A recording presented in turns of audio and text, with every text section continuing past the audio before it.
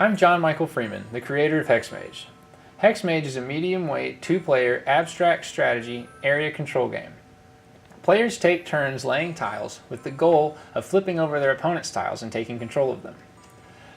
Tiles flip based on which HexMages are facing off, often with big chain reactions, using a rock-paper-scissors mechanic. The game ends when the board is filled and the player with the most tiles wins. The game plays in 15 to 30 minutes and can be taught in under a minute. Each school of hex magic defeats two schools, is defeated by two other schools, and has one rival. This is illustrated on the wheel. A HexMage tile has sections on it that are either filled with one of the schools of hex magic or with a black hole space. The black holes are not part of the interaction and are treated like a blank. The back side of the tile has the same sections filled in a mirror image, so that players can figure out how the card will look when it flips over.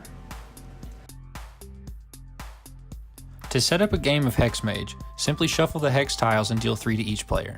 Choose a tile, play it to an empty space on the board, and draw a replacement from the stack. Ryden now wants to flip my tile over. Each hex magic shown on my tile has 3 weaknesses. These are black holes and normally cannot be interacted with. Ryden's tile will flip mine because Conjuration, blue, beats Divination, yellow. When a tile gets flipped, turn it over so the same 2 sections that made it flip are still touching. To gain both tiles back, I play Void against Ryden's Alchemy, flipping his last tile.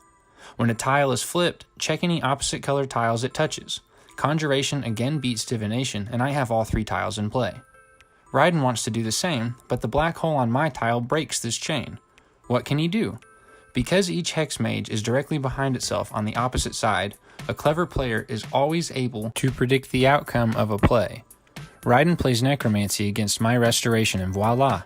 Nature beats Alchemy, and as always, Conjuration beats Divination. Once a player has played his first game of HexMage, additional options open up a lot of replayability and variety. The backside of the board contains extra spaces to make the game longer, or to provide the option of covering up individual spaces either at random or using preset recommendations in the rulebook. This creates an interesting board state that can be changed and allows for other play modes to be used. Face cards modify the rules in a way that makes play more interesting and keeps it from getting stale.